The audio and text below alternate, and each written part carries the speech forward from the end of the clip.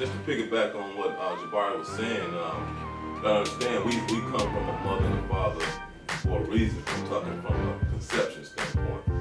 So quite naturally, along the lines of growing up and going through your puberty stages, your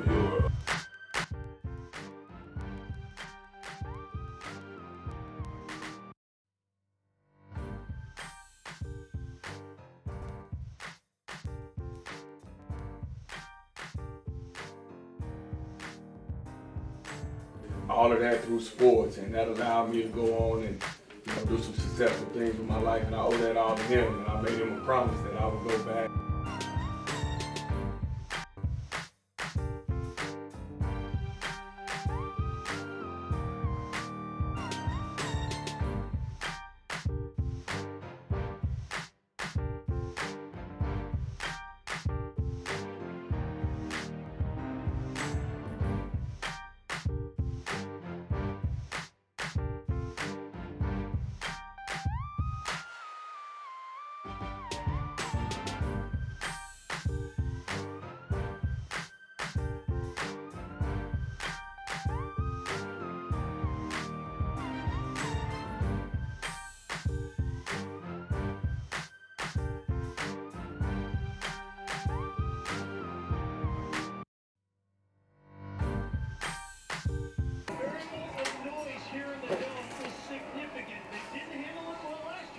See how they do this year.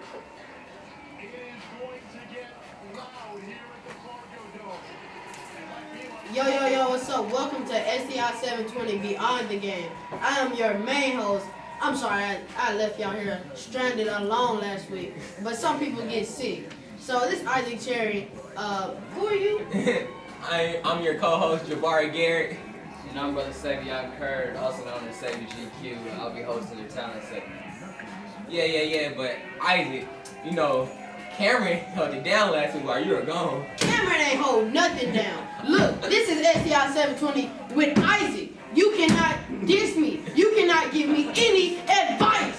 So before you start talking, don't say nothing, because I'll be the first to shut you down. So let's go ahead and get into this week's sports talk.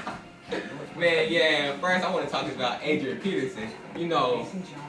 Ray Rice, he's able to be signed to the NFL again, but Adrian Peterson, he's not. He can't get signed until next season. Adrian Peterson was pretty mad. Yeah. And, Adrian Peterson does have a point. Ray Rice got signed, not to say that... I don't think Adrian Peterson abused his child. But Ray Rice, domestic violence, and they were saying that the Ravens forced Janae Rice, Ray Rice's wife, to say what she said so Ray Rice could be reinstated. So I just think it's unfair, and Adrian Peterson said that he's going to file a lawsuit because the NFL is doing him wrong, and I agree. You let one man in after he deliberately on video beat his wife. He beat her. Yeah. So, and Adrian Peterson, it wasn't child abuse. People were just getting carried away. I ain't gonna lie, Adrian Peterson got carried away. Maybe he took it too far. But I don't see why Adrian Peterson can't be reinstated. And I agree with Adrian. Rice, he's a great player. Adrian Peterson's a great player. But I don't think neither one of them should have been reinstated. Ray Rice, he should have never put his hands on her. And Adrian Peterson, if you know that you're popular in the world, you should know your restraints. You shouldn't go too far. So Adrian Peterson should have known where he should have stopped, and Ray Rice should never put his hands on her. Now, for Ray Rice to be able to be reinstated, now Adrian Peterson should be too, but neither one of them, in my viewpoint, should have got reinstated. I'll have to disagree with you halfway, because I think Ray Rice, I agree with you, he shouldn't have been reinstated, because they said that Goodell was cheating for him, something like that. Yeah. And there were also, and I think Adrian Peterson, I think he could have been reinstated. What he did was far less worse than what Ray Rice did. So I don't know what you're talking about. Man, I just don't think that neither one of them should have been reinstated. And I think Adrian Peterson, I think it might be something against them. Against him. The NFL probably have something against Adrian Peterson. that they got against Ray Rice. So I mean, like, I think it's like they have beef between each other. They're or just something. hating on Adrian Peterson. It's Come something. on, man, just say it. Say it. I mean, I don't know exactly Say what it is. Just, You don't just know exactly say what it yes. is. Just But say it. I can't do that. It's not that hard. Nobody say can it. agree with you, but I mean, I just think it's like basically the NFL just want him to wait out for some reason. I don't know if it's like not to break a record or something, but it's for some reason. But neither one of them should have been reinstated. All right. Since you just want to say it, let's go ahead and go into Floyd Mayweather wanted to fight Manny Pacquiao on May 2nd. Call him out. Cinco de Mayweather. I mean, that's what he's normally called because he normally fights on Cinco de Mayo. And they were saying other times it was because random drug tests or Manny Pacquiao was scared of the money. Yeah. So I think I don't see why they won't be able to fight because Mayweather said he wants to go out with a bang, and I don't see why not. Yeah, I mean, like, both of them are really great fighters.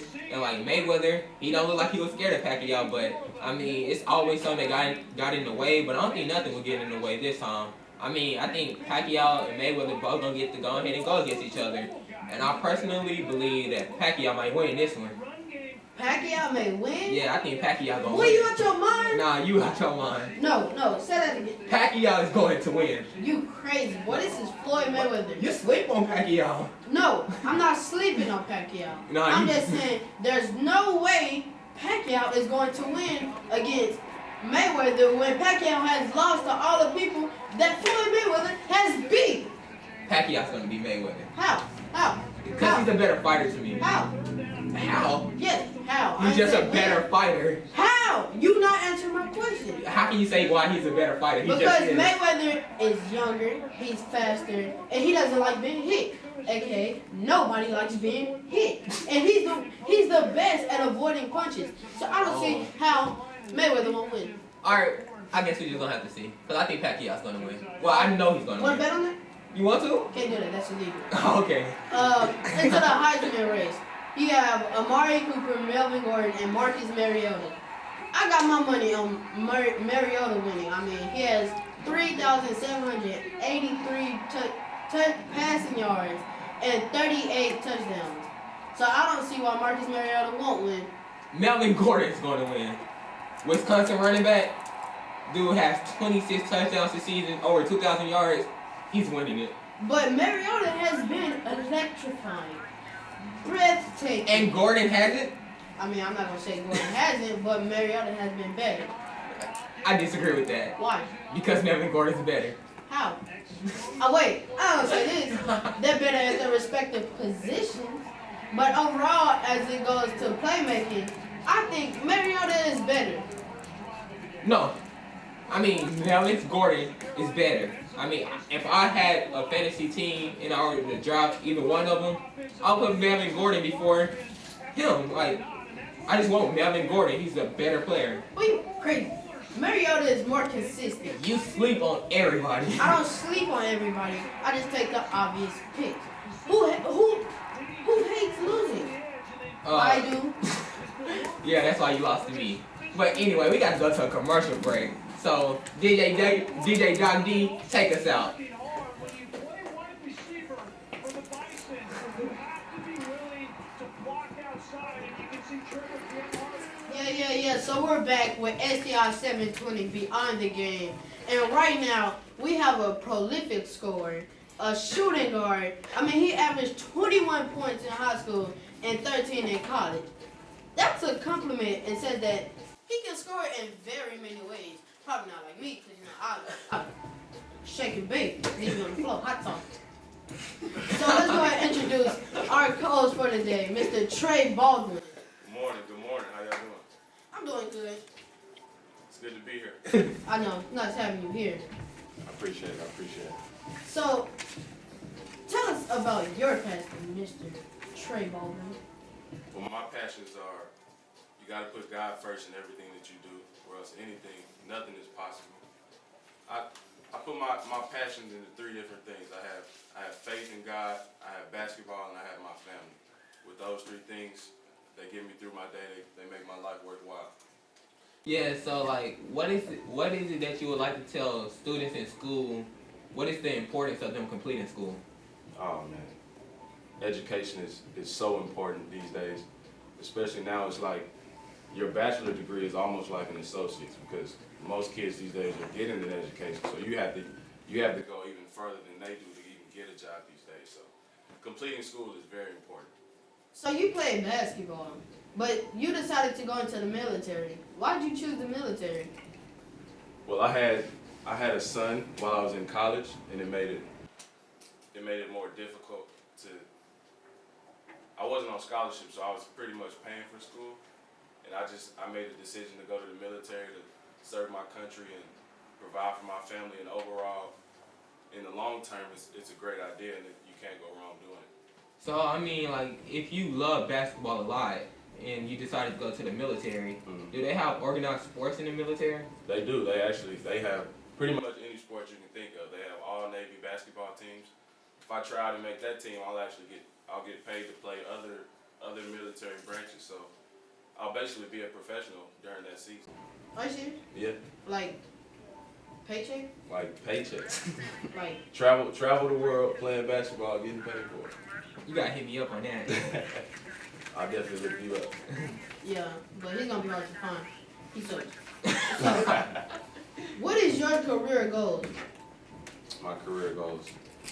Well, I'm joining the military to be an aircraft technician. So I'll be working on airplanes when I get out. Or if I decide to stay in it for 20 years, I can retire from that and just be able to take care of my family, have a stable job, a steady paycheck, and just be able to be there for my family.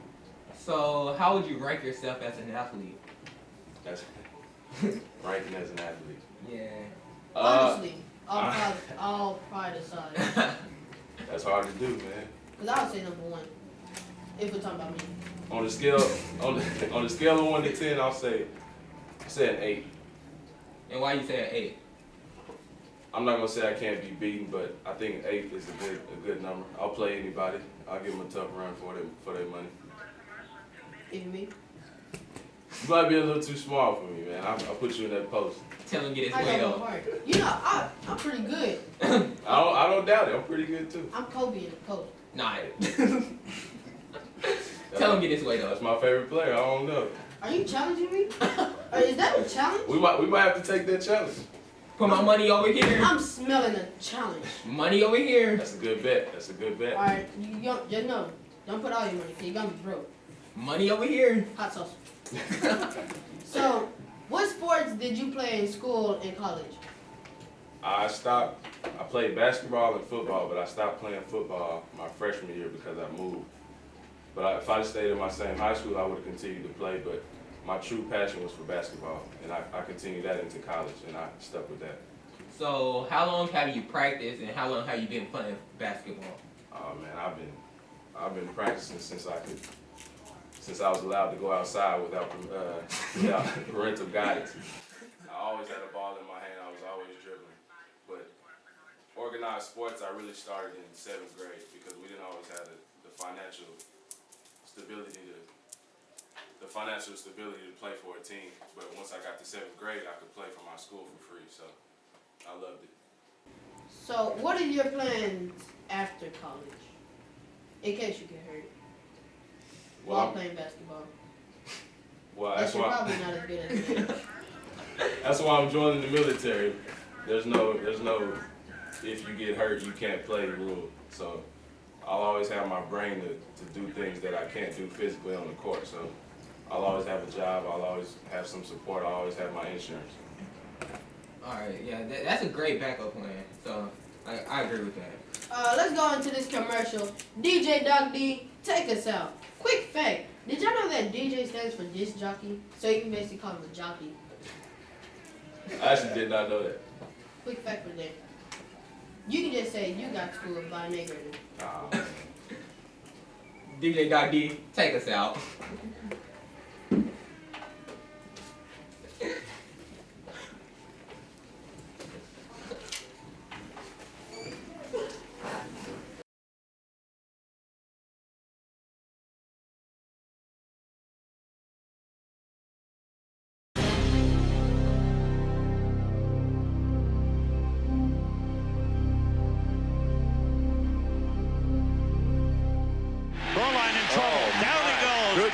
sack of the game. Talance Sawyer gets this one. Tony Williams has one, and John Randall has one. Talance Sawyer, to me, is the most outstanding defensive lineman of all the Vikings, the way he's been playing this season. He is fast. He's coming off the bottom of your screen. He can get to the corner quick. There he is on Gino. And he turns that corner, and he gets your hips turned, and he's by you.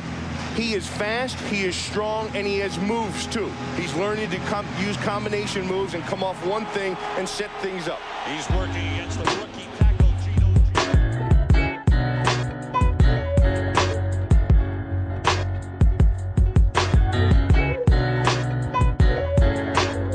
And I taught Talance when he was a junior here at Bastrop High School. As a student, he was always willing to come early, to stay late, whatever it took to get what he had to do.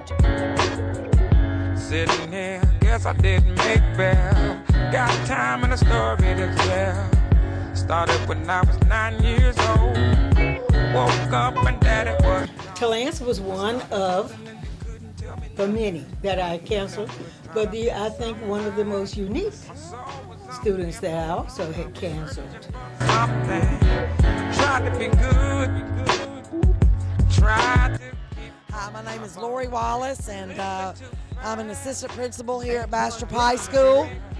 Followed him through his career here, followed him through college, was always rooting for him in the NFL. Times got hard, yeah. Coming from my Times you gotta walk the word, yeah. Coming from my life, my life, the journey, your life, the struggle, the pain. Life is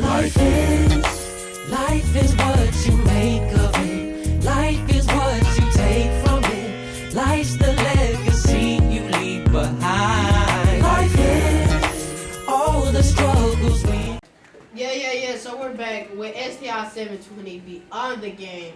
And we have our special guest here today, entertainment artist, if I'm not mistaken. I mean, sounds pretty good. I've heard you. You got talent, dude.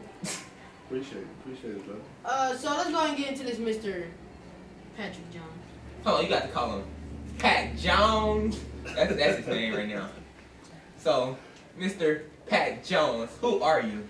Yes, sir. My name is Pat Jones, a.k.a. Positive Journey, musician from Louisiana, dropping positive music, man, positive vibe for people to listen to and vibe off of, and hopefully get a good message from it. Dropping positive bars out here, man. Dropping bars. So, what was the most positive thing in your life growing up? For me, coming from Louisiana, a small town in Louisiana, basically having the opportunity to venture out, to go to school and to just make something positive with myself. Because where I'm from is just so closed in, and there's not a lot of opportunity. So in order to just be able to get out of there, get away, and be able to make something for myself, that was a very impactful part of my life. So, Pat Jones, what sports did you play and what was your favorite sport? Well, I played a little basketball, a little baseball. A lot of people would say that basketball was a better one for me, but football, not football, I'm sorry, baseball was my favorite sport. I just enjoyed the game. Basketball for me was like just entertainment. It was like a hobby. Like a hobby, yeah. It was basically like a hobby, but for baseball was my love. What were your hobbies? I mean, like, I didn't mean hobbies. I mean, like, what were your positions in this sport? I pitched in baseball. I was a pitcher. I actually got drafted out of high school, but I ended up going to college to play basketball. And I ended up breaking my foot the first year I was there, and so that kind of changed things for me. And that's when the hobby started coming along as far as, writing. I picked up the pen and I started writing. If there's someone out there that plays sports before, been hurt before, they kind of know that when you get hurt, you kind of go into the depressed mode or whatnot. So for me, my rehabilitation was to pick up the pen and just start kind of expressing myself and letting out things. So you were depressed when you got hurt? Oh yeah, man. Definitely, I couldn't play the game anymore, So it was depressing. It was a depressing moment for me because that's all I knew how to do at the time. You know, and so when I got hurt, I was like, wow, what am I gonna do now? You know what I'm saying? And so for me, you know, picking up the pen and just start expressing my thoughts, my feelings, what I saw, what I was going through, you know, it was like it was a rehabilitation period for me. So, was there like anybody who helped you find your talent as rapping, or was it like a day when you were just sitting on the bus and you just started rapping and you just realized it was just flames, and then you just decided, you know what, I'm gonna rap? Well, no, actually not. For me, it started, like I said, writing poetry. And I got a cousin that's back in Louisiana by the name of Tommaso. Had a shout out to the Dewey Rock. He actually started me because he had a studio, and everybody in the city used to come to his house and record music. And so I would just go over there, you know what I'm saying? I just started writing poetry. And he was like, man, you know what? You need to try to put that behind some music, put that behind some instrumentals, and let's see what it sounds like. And so that's where I was started. So what was like the most defining period in your life? For me, having my first son, that changed my life forever. You know, when you have a kid, man, it's like everything else goes on the back burner. You know what I mean? Like everything that was important ain't really that important now, because to see your kid, that's the most important thing. So for me, that was the most defining moment in my life because it changed me. Those priorities switch. Yeah, definitely. Priorities switch from playing basketball, going to work out, trying to stay in shape, you know, and things of that nature to, okay, I got a son. Okay, now I got to provide for my son. Okay, I got to do that first, and then if time permits me to go work out, then I can go do that. You know what I'm saying? Exactly. But having my son, man, that was definitely the most defining moment in my life. Do you have any questions for Mr., as he would like to say, Pat Jones? Pat Jones. I'm not really a question, but more of a side note. I want to pick up where you left off with being hurt. Right. A lot of kids, when they play sports, they put their all into it, and they pretty much put all their eggs in that basket. Right. So if something like that happens, they're pretty much stuck. They don't know what to do. So I feel like education is very important as far as that goes. If you get hurt, you gotta have something to fall back on. You always gotta have a plan B. Definitely, and I can most definitely support you on that fact. You most definitely have to have a plan B because a lot of kids being recruited and coming out, they feel like, well, okay, I won't never get hurt. Nothing will happen to me. I'm invincible. And then once that happens and they get hurt, it's like they're stuck wondering, oh my God, what's going to happen next? What do I do next? You know what I'm saying? And so, education, I'm gonna say that again, your education is the most important thing that you can get out of a scholarship. Right. Because the game only lasts so long, but that education they can't take away from you. Exactly. So that's my thing. You were talking about things being important. So like how important is it for a father to be in your life? Hey man, it's very, very important. Not just in this day and time, but from the beginning of the time, it's been important. And right now, it is so important because we have so many kids out here that are fatherless, man, and they make a lot of decisions on their own without having someone they can talk to, if it's an uncle or an older role model or something like that. But to have a father is very important. I can't stress it enough, man. You know, just having somebody positive in your life. You know what I'm saying? There's a lot of mothers out here that's taking on the father role. You know what I mean? So, you know, it's very important. You know, it's very, very important. I can't stress that enough. It's very important for fathers to be in their kids' life, man. So what do you have to say to the youth who may be watching and have nothing to eat and can't see and have nothing to see past today? Hey man, first thing is to believe in God. You know, God is the first thing, the most important thing in your life, and that's who you turn to when you feel like a person or a human being is not there for you. You know, God is, you know, you have to turn to Him and pray, and hopefully, you know, things will work out for you. You know what I mean? So for that person out there who doesn't have a father, who's looking for some type of leadership or some type of guidance, man, you know, just take time out and just, you know, get on your knees and pray. So thank you, Mr. Pat Jones. We'll go to commercial, but we will be back with the next topic. DJ Doc D, take us out.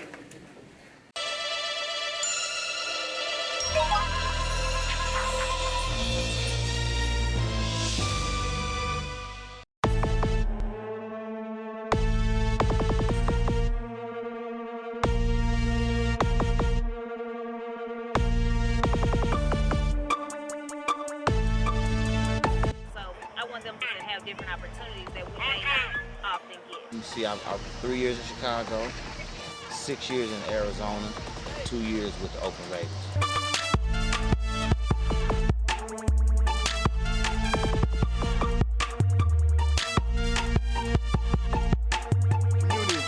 Ain't like it used to be, like when we grew up.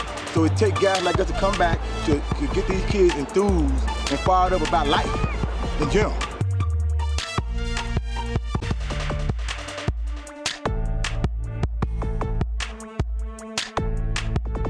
Very much. We enjoyed you.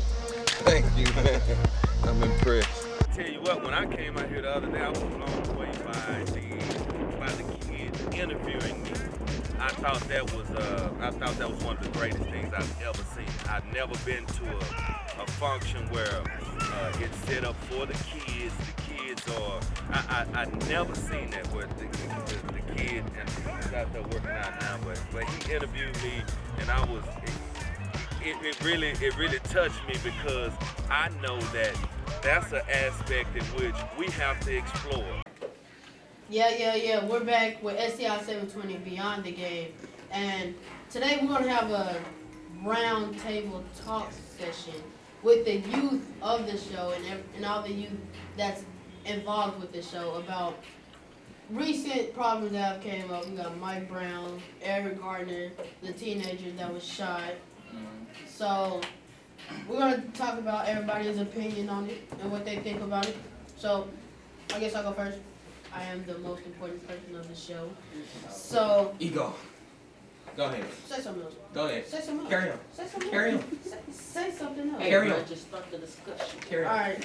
So what I think about Eric Garner, I mean, police getting pretty ruthless nowadays, but it all makes sense. I mean, he couldn't breathe. He literally said, "I can't breathe" 11 times before he was killed.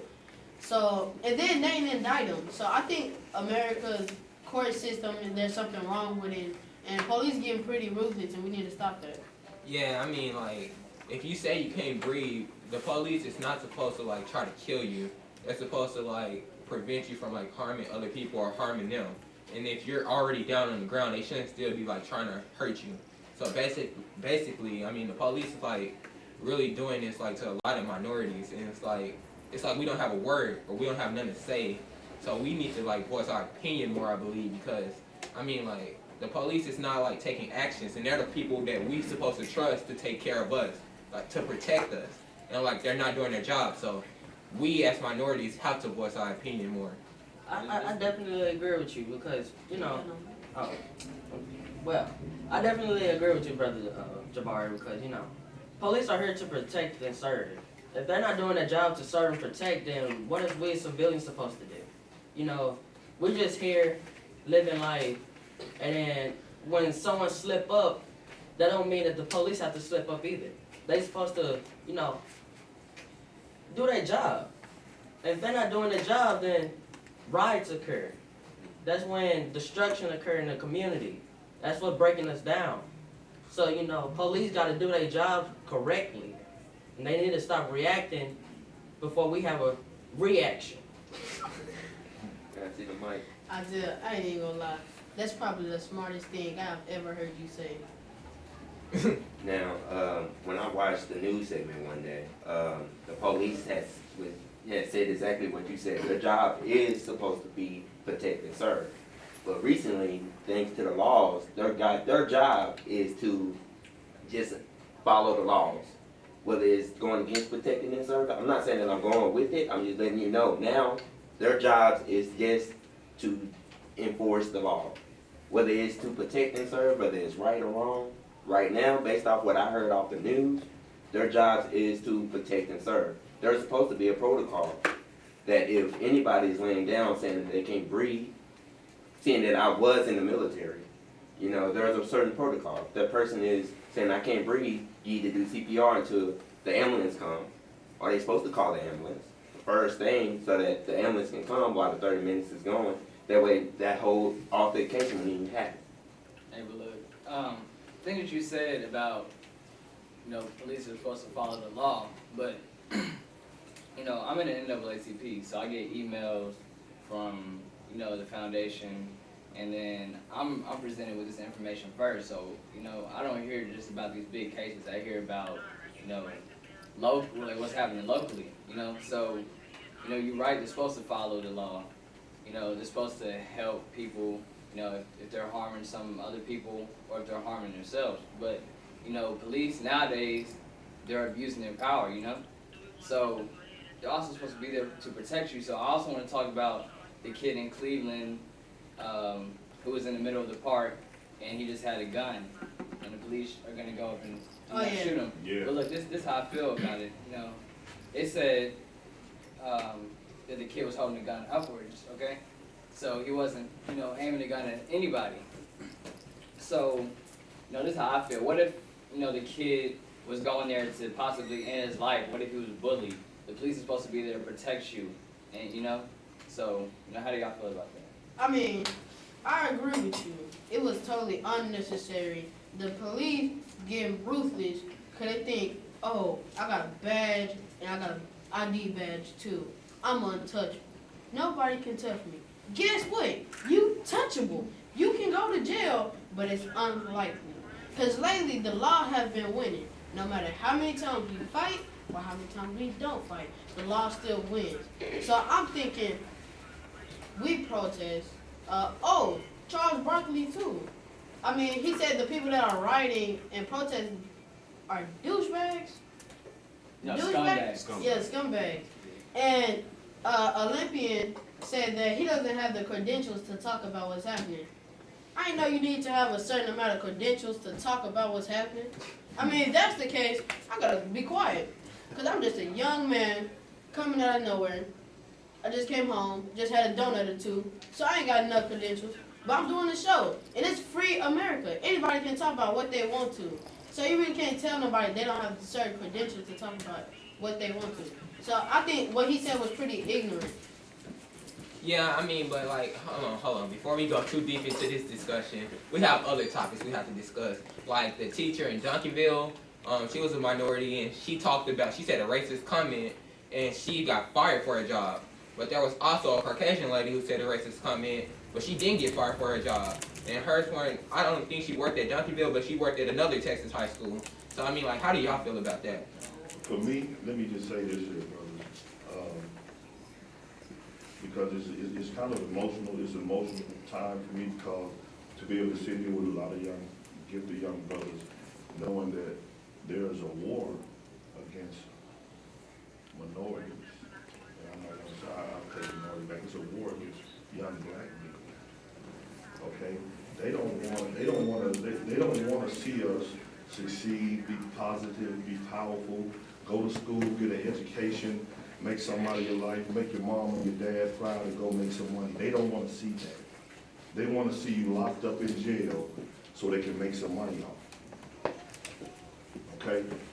So, for me, my message is to you guys is to keep doing what you're doing because it seems like you're on a positive journey. You're on a positive path. Keep doing what you're doing. Keep your voice. Make sure that your voice is heard. Okay? And from that, I feel like it'll trickle down. It'll be someone you'll be able to touch. It's gonna hear everything you say. It's gonna follow you. Okay? There's gonna be somebody that's gonna follow you, and they're gonna listen. There's gonna be somebody in this world that's gonna listen to you. So make sure you leave a positive vibe to them. Give them some positive energy because the war is on.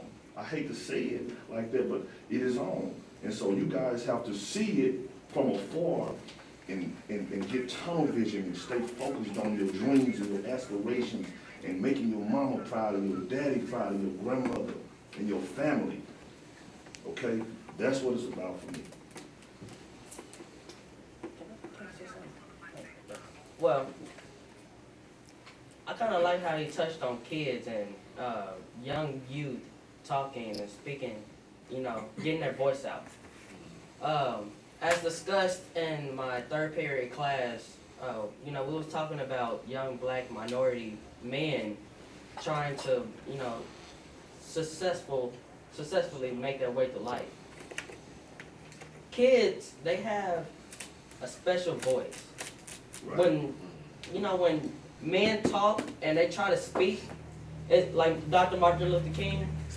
That was nice. Like when he spoke to encourage. But when kids speak to encourage, it gives like a different vibe. Yeah. It gives a different tone to the problem or something like it's just different. It It's a just different adds energy. extra. Yeah, it's just a different. It lets you energy, know man. that it's serious. Right Because on. like if you have a kid talking about the situation, then that mean like you know it's serious. Like the kids are not the most people in watching the news and stuff. It would be more adult. So I mean like if a kid is talking about it, then you know it's like it's a big deal. It's a big issue in society. But since we're touching on the topic police brutality and kids, me and my teachers and other students feel that everything that's going on with the power with the government is a form of tyranny, because they feel that they have the power to do anything that they want to the citizens and not get away with it. The guy that choked Eric Garner, the cop, he insists that he didn't put him in a chokehold. But as you look at a picture, I think from the year 1967, of another black male in the same exact chokehold, said he didn't put him in a chokehold. He's clearly on the ground, not breathing. Your arms are around his neck. I don't know what you call it, a hug or something, but I didn't know hugs exist around the neck from behind. So that I feel that this is a form of tyranny, saying that they have the power, which is obviously y'all have the power. Y'all running around killing people for no reason. They may think it's for a reason because they're fighting back. He wasn't resisting arrest. He was trying to stay alive. You're killing him. No one wants to die being in a chokehold. That's how I feel about it. And it's not only all police officers that are just abusing power, because I know a couple police officers that live in my neighborhood. They're pretty cool people. I mean, we saw one at the fair. He gave us $20. We asked for it. Well, we was playing, but he gave it to us. And they're not just abusing power. They respect us, and it's not all police officers. It's just certain ones that think they can get away with it because they have a badge and a gun. And they said that the man who held Eric Garner to death, he just got his gun and badge stripped. I mean, that's not telling him nothing. That's not nothing. I mean, if one of us go outside right now and put somebody in a chokehold, we'd probably get 5 years for attempted murder. Even if we killed them, we'd probably get, I don't know how many years we get for murder, but if they did that, it's attempted murder. Even if we were horseplaying, like if you catch kids around the school horseplaying and the district officers come around, that's a form of fighting. We can't allow that. That's bullying. Yet bullying is when you repeatedly talk about somebody, put your hands on them for no reason. So I feel that it's a form of tyranny because there's nothing we can do about it. I definitely think it's a problem when you fear for your life when dealing with the police. The people that are here to protect you, you're fearing for your life with them. It's definitely a problem. So I feel like we have to, as people, we have to not put ourselves in these situations. Not that I'm saying what they did is okay, but we definitely have to be smarter in how we handle things when we know these consequences can happen and they won't be punished for them. So we definitely have to be smarter out here. Right? Yeah, but like we touched on this topic a lot too. So I mean, like in 2010, there was a young lady killed in the riot in Detroit. I mean, like, and now they're bringing it up. So like, how do y'all feel about that? Well, the girl, her name was Ayan Jones, and you know, some of her family members were, you know, selling narcotics. Well, I think it was the house next to them actually. So it was actually the wrong house, and the police had, you know, rushed up in there and just, you know, flashbanged the house and just ran in and shot the girl in the head. And, you know, I looked at the article and it said that the person that they had down, you know, in handcuffs before they went into the house, you know, I told them that, you know, there's kids in the house, and the police just went past all the, you know, the playground. They had little toys in the front yard, you know how like kids have that. So, you know, right, there is police out there doing their jobs, but, you know, the police services need to be more strict. Like I said 2 weeks ago, the crooked cops got to check themselves. Because how can, if the media is only showing us negative things that's happening and we only see, you know, crooked cops out here just killing people, abusing their power, how can they expect people not running around saying F the police? How can we not expect that? I agree, but I disagree. the cricket cops are not going to check themselves. It's the people with the more authority that they have over the cricket cops that need to be checking. But they need to check who they put in place, who they give the badge, who they give the gun, the taser, everything. It's too easy to get a job that's too hard to do. Well, I don't think that you can really define a person before they actually do the action. So, you know, I kind of agree with John. You know, you can't really check somebody if they never did something bad before. So, But they're crooked cops. They do everything The better. thing about it, Isaiah, what Savion is trying to say is, the thing is, the people that's over the authority, if they're a crooked cop, they're not going to show that they're a crooked cop. That's like being the dumbest robber. You go into a gun store and try to jack a gun store for guns. That You're gonna happens. get shot. I know it happened. That's what I'm saying. There's going to be a lot of crooked cops, but most of them is not going to just be like, oh, I'm a crooked cop. Hey, I'm a crooked cop. You probably don't want me out on that field. They're going to be like, you know what? I'm a good cop. I get like a whole bunch of these. You know, they're going to be trying to sell themselves. So it's going to be kind of hard to spot out the bad apples if all you're seeing is good. Yeah, and like I totally agree with that. But so what you think about the topic? Well, I think a lot of the cops are trying to do their job the correct way, but they're slipping up. Like, how you go into the wrong house and not be considerate of the children in it, and then actually kill an innocent young girl? Yeah, It doesn't make sense. Everybody knows that gunshots are loud. That could damage the kid's ears. First of all, and in that particular incident, I think there was a African-American male that was on the ground in handcuffs telling them he has asthma, his kids are in the house, they're in the back, they have toys. You can clearly see that there are kids in the house. But yet you go in there with gunfire, didn't bother to check the other houses around, didn't bother to check that they had the right address. They went straight to one house and killed. They didn't go in checking to see if she was armed or dangerous. They went in and killed. Didn't even know if they had the right person. They probably could have killed the kid, not knowing that this wasn't the drug dealer. That was the drug dealer.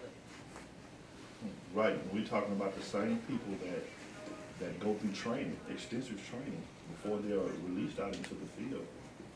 You know, these people are getting extensive training, and then they're going, and for me, I think that a lot of them are taking their problems to their work, to their job.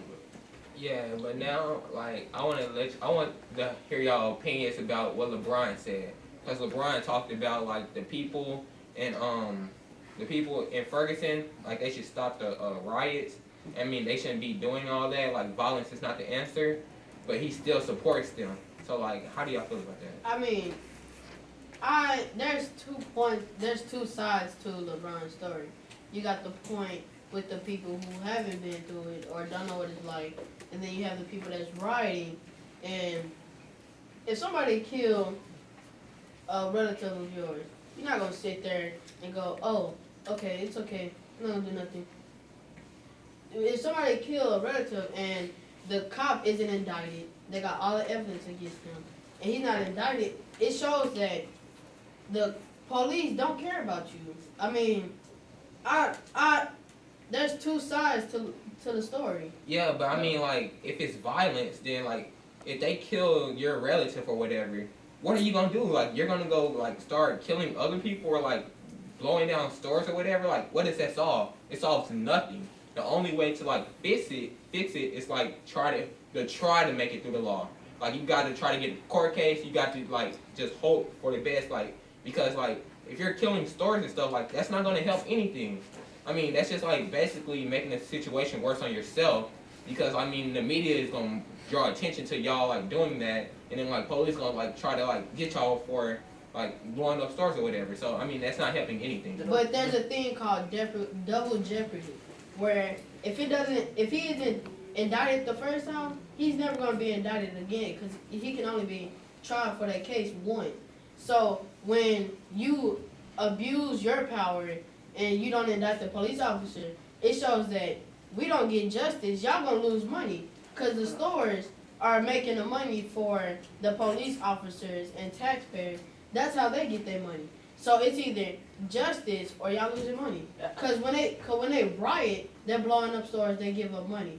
To the police officers and to the government. So it just basically said, y'all either gonna give us justice or no money. You're blowing up the places that you eat at every day, though. I mean, like, you're buying food from these places. You gotta listen though. Hoping has not been working for a while now. This is going back through the 60s.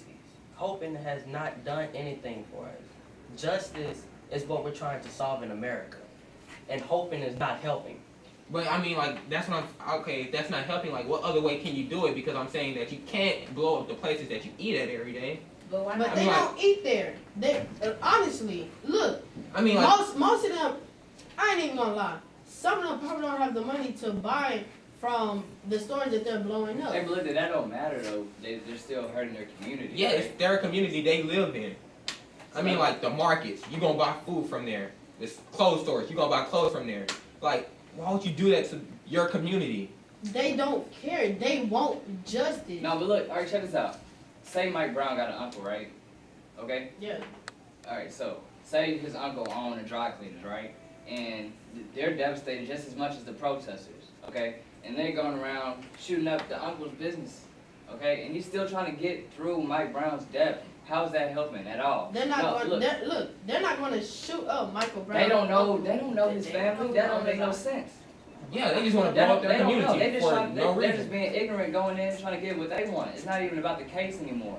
So I tell you what, what you need to do if you live in Ferguson, but not just in Ferguson, but if you're living in America, you need to get out and vote, be active, join organizations that are helping the community.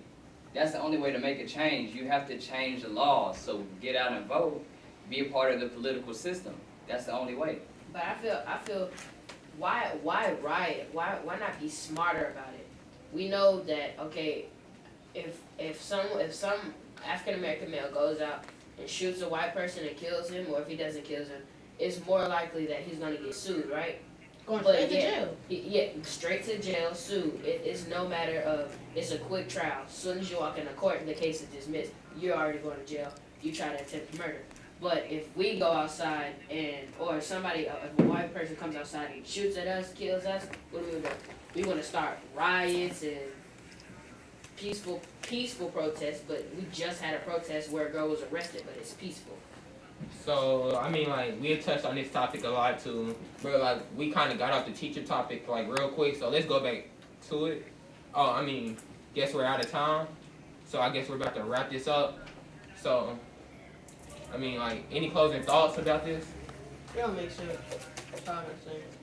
Yeah, I kind of agree with Isaac. Me too. No justice, no peace.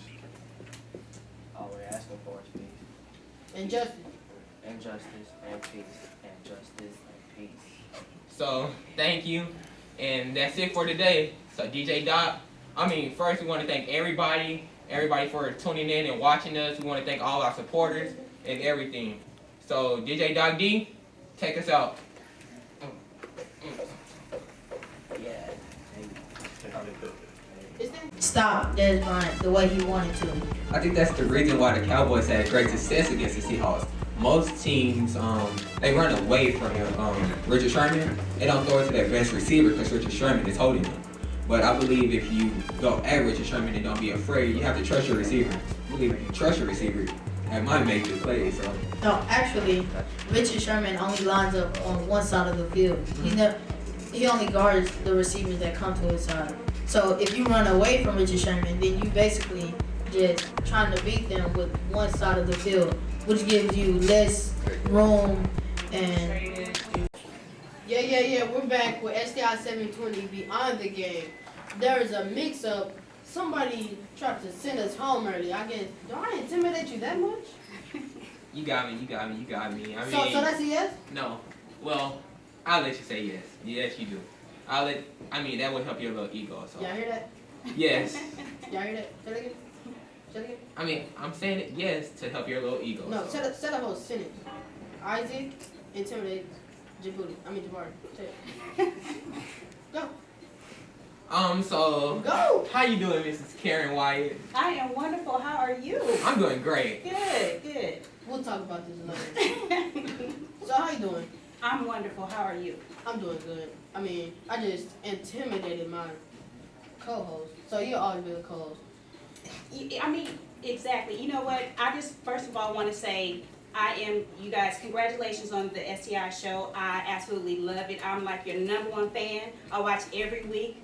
And I don't know a lot about sports, but I've learned so much just from watching it. Just to see young black youth have a platform for different topics is just so encouraging. So I just want to congratulate you. And the way that you guys vibe, I love how you guys vibe off each other. That's just so awesome. And you know, it's just great to see handsome young black men behind the camera, in front of the camera, and just to see you guys, and especially you, Isaac. I've been knowing you since you was like 2 years old, where you could barely talk. So now that you're talking and you have a voice and you're just yourself, I love it. So congratulations to both of you guys and the whole show. You said #1 fan. You're my #1 fan, right? Exactly. Not his. No, well, both of you guys, the whole show. Watch, check this out. I intimidate you. So you're always going to be second fiddle to me. If that helps you sleep at night, then yeah. No denial was made. Isaac, you know what? I think you intimidate everybody, so. No denial. Oh, okay, Isaac. I'm just trying to help you out. Because you said... I mean, be honest. No, you don't. I mean, if you want to be honest, you don't. Okay. Who are you? I am Isaac Cherry, the main host. Exactly. Who has a lot of personality. Well, wait a minute. I thought that y'all were supposed to be focusing on me. Oh, I'm sorry. We're sorry. Oh, it's okay. It's okay. So they call you a celebrity stylist. Like, yes. What is a celebrity stylist? A celebrity stylist is a person who, as far as like does hair for somebody who's in a main, like the spotlight. It may be an athlete, a movie star, someone who is like maybe style them, do their makeup, hair, and just make them look cool in front of everybody. But I don't look at myself as a celebrity stylist, even though I've done celebrities. I've done people who, you know, athletes, their wives, people, radio personalities in front of, you know, just people like you guys who work in front of the camera. But I just look at myself as Karen, who pretty much loves to do hair and loves to help people from the inside out. So, you know, anybody that sits in my chair is a celebrity. So what made you, or who made you decide to become a stylist? You know what? Being a stylist, I didn't choose it, it chose me. My grandfather was a barber, and so it's in my blood, so I can't help it. My aunts, they were hairstylists, so, you know, it's just in my blood, I can't help it. I try to get away from it sometimes, but I can't. So what are the pros and cons of being a stylist? The pros of being a stylist for me is that I'm able to help people, and it's so not about hair, it's about building people from the inside out. I have clients that sit in my chair that are broken, that are going through a lot of things, and so, you know, we're able to share our experience, our life experience. And I've been doing hair for 25 years, so that's a long time as far as just like life experience. And I've seen my clients as far as like go through weddings, funerals, just everything. So it's just very, I just love doing it because I'm able to help people from the inside out. It's so not about hair. Hair is like the icing on the cake. So there's plenty of other stylists in the world, let alone in Dallas. So what makes you a different stylist? What makes me a different stylist is I have a heart for people. I love people. I love making people feel like a celebrity, whether you're a working mom, whether you're a student, whatever it is that you do in life, and just bringing the best out of people. That's what I love to do. Yeah, so I mean, I like your attitude. I mean, I like the way you express yourself. So sweet. Thank you, thank you. So I mean, like, how important is an attitude in your business? Attitude is very important. I'm a very big stickler on as far as like customer service. You know, I like making people feel welcome and warm. And when they come and support my business, I love for them to have the best experience and not a negative experience. So that way they feel like they're at home. So, you know, that's what I love doing. Attitude is everything. So what motivates you? What motivates Karen? Life itself motivates me. I have a very great supportive system as far as like my family. I have a great business, and just you know, just life in itself. I have beautiful daughters, and my family is just my number one support system.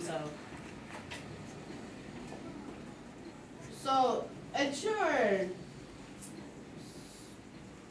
salon? Salon. Yeah, I think you got stuck on that the last time. It's salon, but it's okay. Yeah, my bad. Sorry. That's okay. At your salon, they have experiences. Mm-hmm. Caring experience? What is a caring experience? A caring experience is when you come into the salon, you may be having like a bad day, or you may want something different. You may want something, you want to be inspired. I'm a great person to come in to inspire you to just become a better person. And not only that, but I love just leaving a positive impact and impression on anybody that walks in my chair, because that's who I am. That's what I'm all about, life. So, what is one word that describes you? One word that describes me? There's so many. That's hard. But I think the number one thing I think is creative. Can I use one more? Yeah, sure. Okay, creative, and I have a heart for people. So my heart, I think, is really, really big. And why did you say creative? Creative because I'm able to, like, sometimes, like, if I've done like a hair show or a class, like, I'm not even able to sleep.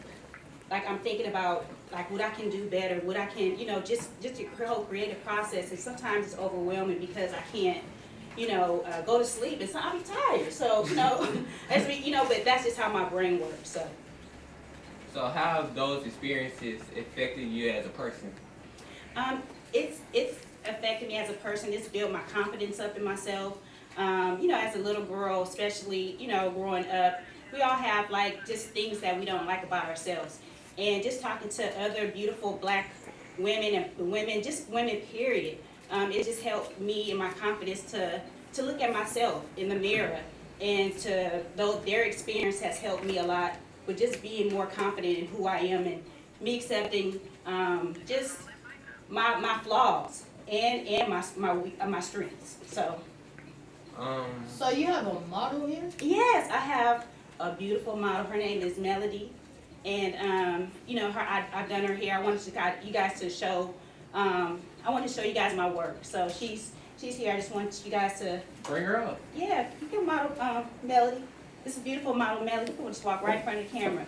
This style right here is called a twist set, and what I've done is she has no relaxer on her hair. She's relaxer free, and she has a high lift color. And what I did was I did a flat twist on her hair, and this took it and unraveled and just made it real big. Do you guys mind if I go up and just kind of yeah, okay, hold on. Just want to kind of funk her out a little bit, but you guys can see her hair is all natural, and I did a twist set on it just to make it, give it more volume and to give it more texture. But this is my beautiful model, Melody. Can you guys hear her hair? Y'all can clap if y'all want to. I mean, I love it. I love it. I mean, like, so, like, how did you come up with this? You know what? I do, as far as like everything, I do cuts, I do relaxer-free hair, I do relaxers, I do everything. And so, me coming up with this was, I love doing natural hair. And so, you know, I used to braid when I was a little girl. And so what I did was, I just try to just step out the box when it comes to just different styles and what I could do. And so, you know how when we were a little girl, well, you guys see maybe pictures of your mom where she had braids in her hair, and when you uncrinkle it or unravel it, it's real big. Yeah. And so a lot of things that we said was not really that pretty, we made gorgeous. So that's how I came up with this. So at the salon, there must be a lot of memorable moments. What was your most memorable experience? Oh my gosh, there was this lady that I was doing, and she was watching this elderly lady, and the elderly lady had Alzheimer's. And so she came into the salon, and she was like, I don't want to be in here. So she kept getting up, walking out of the salon, and my client I was doing her hair at the time, and she was like, no, you know, you got to stay here. So she kept getting up. So this last time she got up, she went and got the elderly woman and came and sat her on her lap. So if you can imagine a grown woman sitting on another grown woman's lap while I'm doing their hair, was just hilarious. Everybody in the salon was just cracking up laughing. So that was probably one of my most memorable moments. So you do hairstyles. Like, what type of hairstyles do you specialize in? You know what? I specialize in everything. The only thing I don't do is probably, I would say like a Jerry curl or something. But I do everything. The only thing I turn down is my collar. The collar? Yeah, just collar. Oh. Yeah. So it was nice having you here, Miss Karen Wyatt. Yes, it was my pleasure, Mr. Isaac. Cherry? Yeah, Cherry. Yeah. Yeah, I would forget him too. Who is he? No, you can never forget him, or you. Yeah, of course not me, but. But thank you guys so much. I had a wonderful, wonderful time, and I want to thank my beautiful model, Miss Melody, and also my daughter Aisha for hooking us up on our makeup. All right, so we'll be right back with the entertainment segment. DJ Doc D, take us out, man. I want to know, like, what differentiates your music from like other artists, as far as the production goes or lyrics. Well, for me, my music is conscious. You know, you're not gonna hear any cursing in my music. For me, when I write my music, it's basically kind of like to leave letters. If you kind of can understand, it's kind of leaving letters to my kids, because, like I said, I don't do any cursing in it. It's all real. It's just real. I want to know what inspired the name Positive Journey, because I know it's like your initials, but what other than that? Well, for me, growing up, I had been doing so many negative things in life, and sports kind of saved me from that. And after sports, when I had my kid, when I had my first son, it was more or less, okay, you did so many negative things in your life. Now it's time to do something positive. And that's where the name comes from. And that's what it's going to be from here until, the end for me. There's no negative energy in my music. When you hear it, you'll hear nothing but positive information. And it all started with writing poetry. And so the poetry transcended into the music. Yeah, I definitely agree with you. Basically rap is poetry. Right, just right.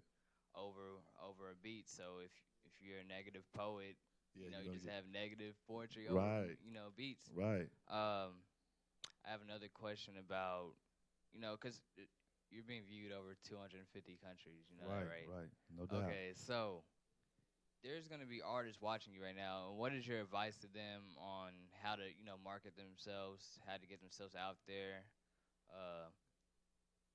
And where to post their music so they can get discovered? Well, you can post your music several places. You can post your music now. You can post your music on SoundCloud. You can post it on Facebook. There's a lot of media outlets to post it from. For me, just being conscious and having the right, being yourself, staying real with yourself. For me, that's what music is. Just staying real with yourself and never selling out. Never speaking on something that you don't know about, because you never know, you may run across somebody in the street somewhere and they're going to question you about the music that you're doing. And so for me, it's just about keeping it real, keeping the energy positive, and being authentic and staying close to what I believe in and the way I was raised and what I was taught. Who inspired you as far as like your flow goes and what you talk about in your songs? Well, content of it. Okay. I started out listening to like entertainers like Scarface, Tupac, Talib Kweli, Black Thought, From the Roots. I can go all the way back to when my grandmother had us doing music, doing talent shows for candy, and that's where it all started from. It started from her we in the neighborhood. She was like, okay, get all the kids together, and to keep us out of trouble, she gonna turn on Michael Jackson. And so we did talent shows, and whoever won the talent show, that's who got the most candy. So I was trying to get that candy all the time. I don't like the way my audience is looking right now, so I'm gonna stop talking and I'm gonna let you do your thing. I'm gonna let you rap. I appreciate it, hype. man. Yes, sir. Yes, sir. Thank you for being brother. on our show. Yes, sir. Yes, sir. Positive journey. Thank you all for being here this morning. Okay. This first song that I'm gonna do is it's coming from the heart. It's something that I worked on for a while.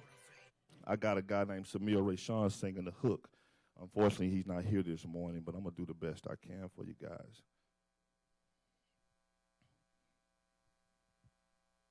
Stand up straight, no debate.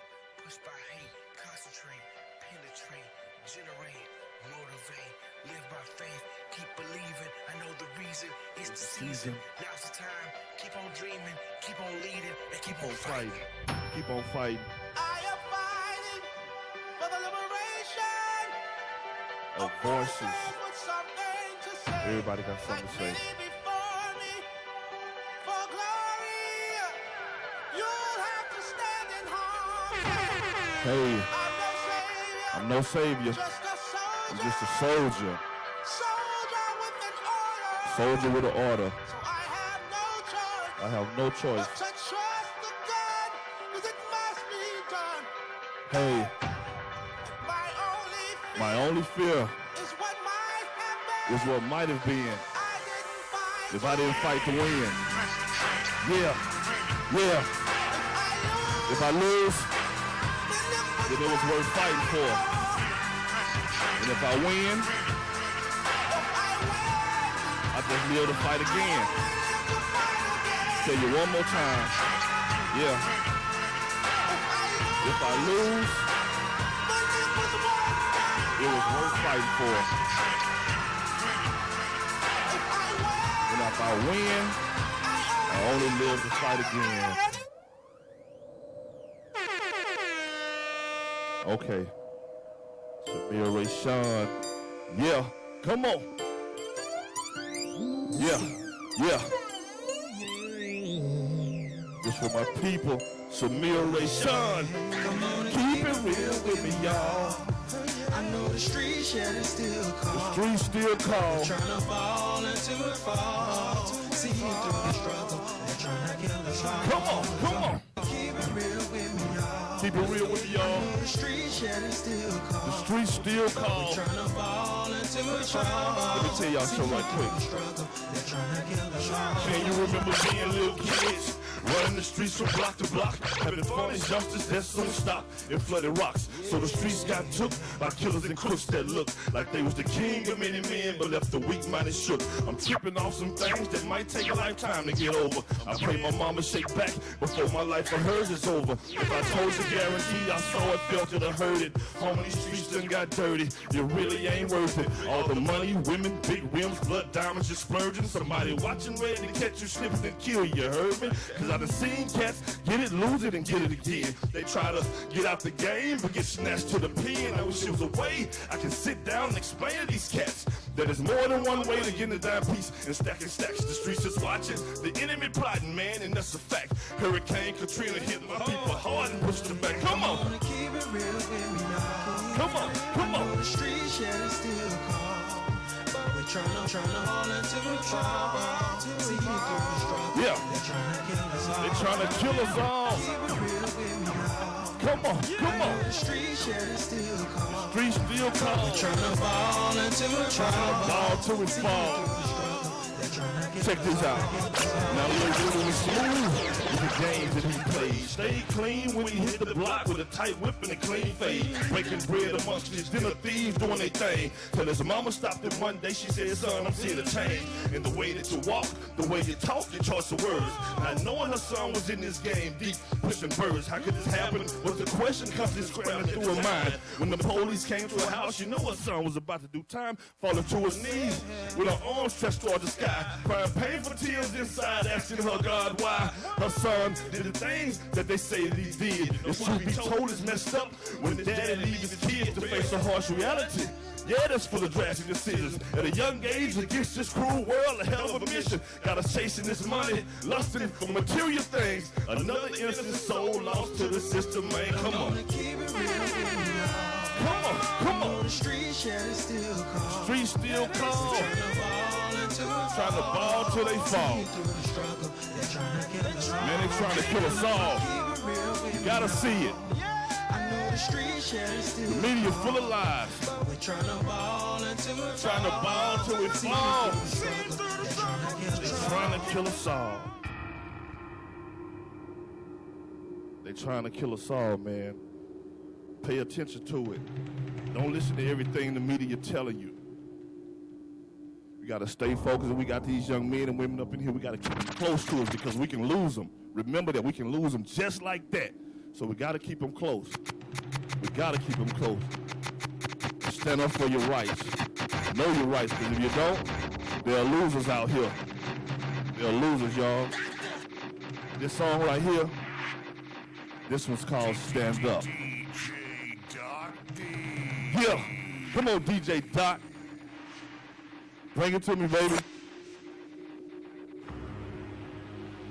Yeah, yeah. Stand up. Stand up for your rights. Okay, I want everybody in here to stand up. All my big dogs, won't you stand up?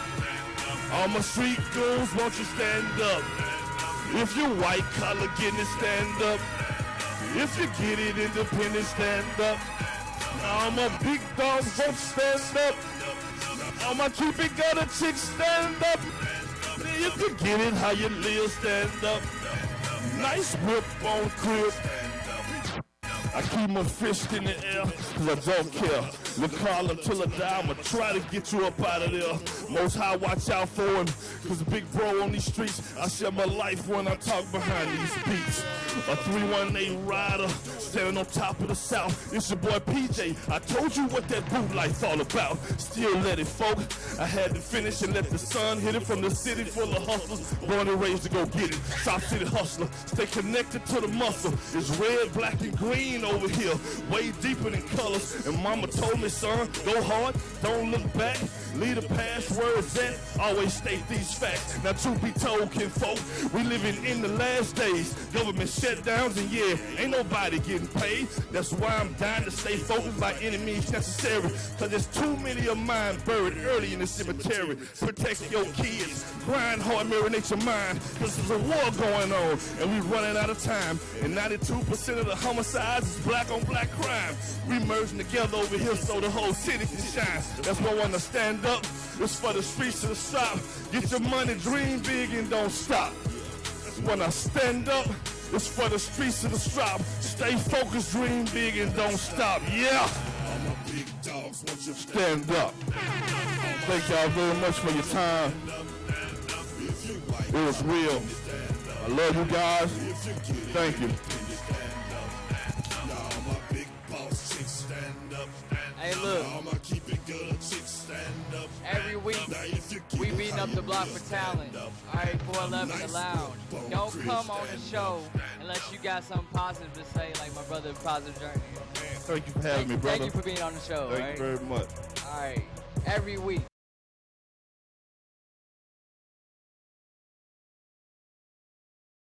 We're here with STI740 Beyond again, and we're going to go ahead dive into this gambling picks of the week. We're going to switch up the order. You know, it's almost Christmas. Christmas miracle. I'm going to let you go first. What? Say something. All right, so what's the order? Just go. You, surprisingly, because I'm feeling nice. Me, and then him. No, let's switch this up. You, him, and then me. Oh, the sorry for last. Okay, so like first game we have the Cowboys versus Eagles. Cowboys, of course. I mean, I know what happened at Thanksgiving. I know the Cowboys lost, but you know what? I still see it. Cowboys beat Seahawks. Seahawks beat Eagles. Cowboys beat Eagles. Cowboys winning. That was. I mean, that makes sense. And I'm a diehard Cowboys fan, but they leaving me a little shaky after Thanksgiving, so I don't know. But that's my squad, so I'm gonna have to roll with it. I got D-Town. Jabbar, you got the lucky roll, you know. And then something so ridiculous that I heard Jeremy Mincy say.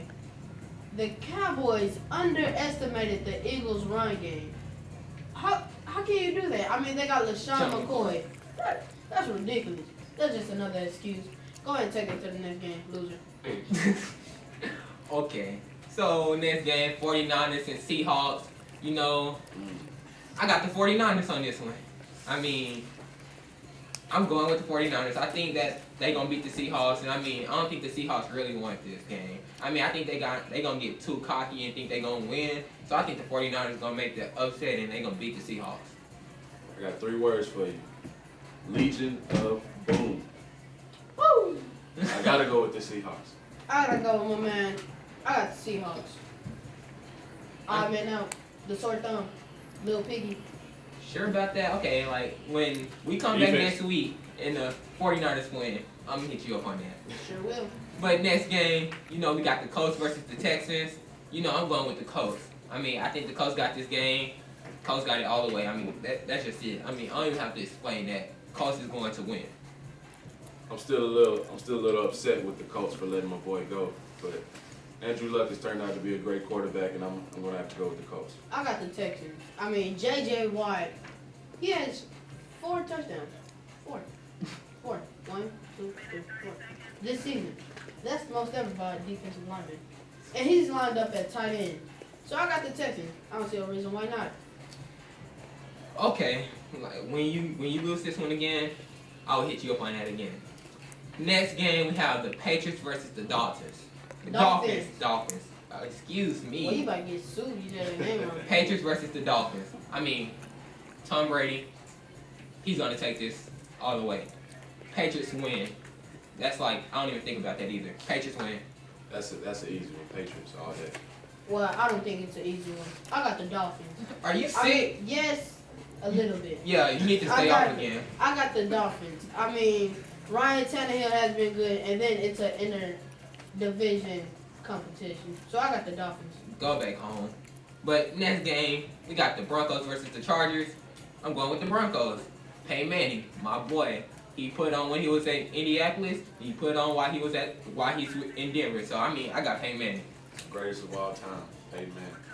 I got the Chargers. Shoot.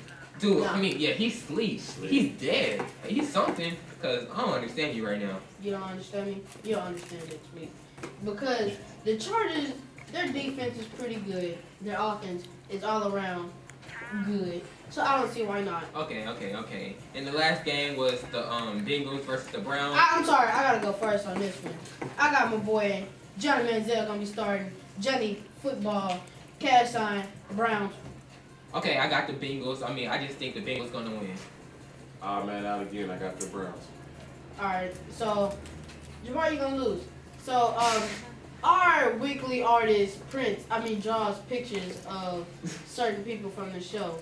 What you got today, John? Johnny boy. JJ. Yeah. Forehead. Really?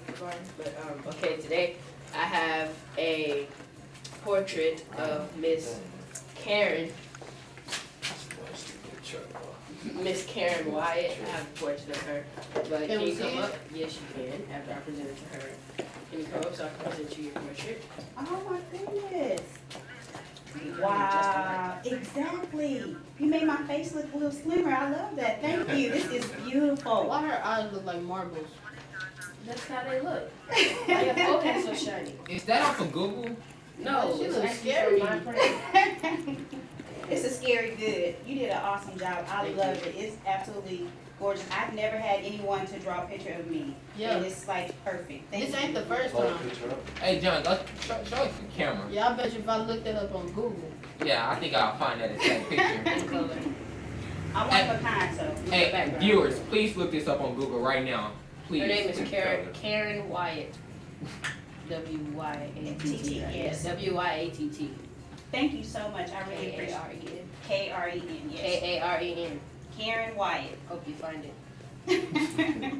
Thank you again. I love it. It's absolutely beautiful. No, No, they gonna hate. Buy them some face sponges.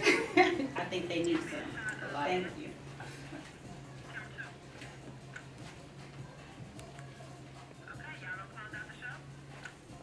Alright, so that's the show for this week.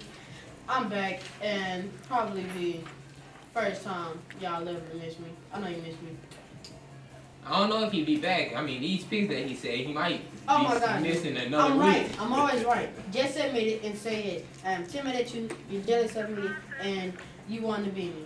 So we'd like to thank our sponsors, STI740, StreamMyEvent.com, StreamMySchool.com, PPV Stream, and Touche Beauty Salon.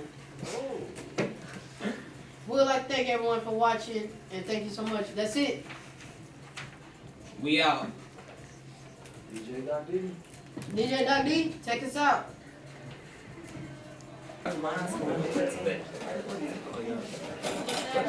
Okay, if y'all can get closer together. I don't like red.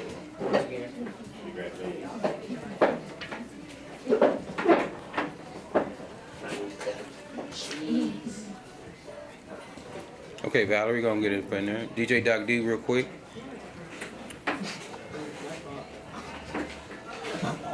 Trina real quick. Trina, go on this side. It's like all the ladies are on one side and My bad.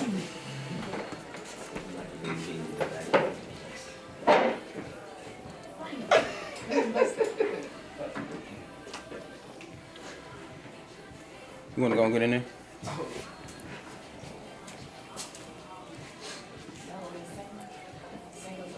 Go ahead. I ain't saying that was gonna sound good enough. Okay, whenever. It's like we can. We rather not. I heard they say a family thing, you gotta stay happy, right? No, that's not true. Brandon, you wanna get back there, please? I'm straight. Please, sir. Tell him to get back here. Yeah, you get back Yeah, there. he needs to get in here. Yeah. Boss man. Right. There you go. I got that too. I got that too, Brandon. Rachel, you want to come back here, please? Mr. Bernard, you want to please come back here real quick, please? How long STI740 Sure. We all cheese and smile, you know. Rachel and Brother Bernard. You know, everybody say STI740. 5, 4, 3. Y'all agree? No one listening to me? Hey, you gotta put his red. 3. All right, you want me to do the one with you?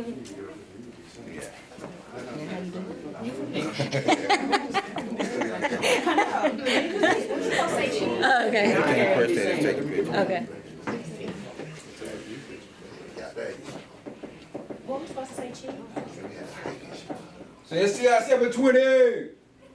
STI740. Oh, but y'all was saying. Dolores, can you come get in this chair right here? Right there, it's a chair right there for you. Right there, right there. What? Right here, Dolores. What? I'm not talking business. What? Cheetos, fries. Now say STI720. Everybody put their arm up or something. Like 1, 2, 3 STIs. No, So every kind of. Do some. No, you supposed to say 1, 2, 3. 1, 2, 3. 1, 2, 3. STI720. Now somebody touch somebody in front of them. No. I hope they taking, cause I'm. Now, why you in this picture? I already been in there. I am touching the screen. On the, Everybody get in front real quick. In the front real quick. Everybody get in the front real quick. In the front. Another big one. All of them. Okay, John. That was smart, John. Right. There you go.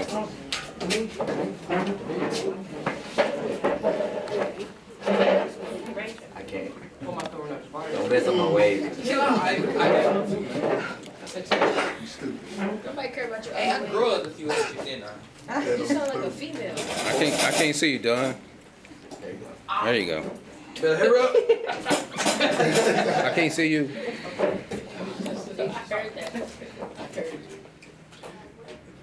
Good shot. Good shot. And everybody see if they can touch somebody next to them. Get your hand out. You got the force. All right, I am Jabari, getting keep playing. elbowed. I already know it's Jabari too. Thank you. I'm gonna get you.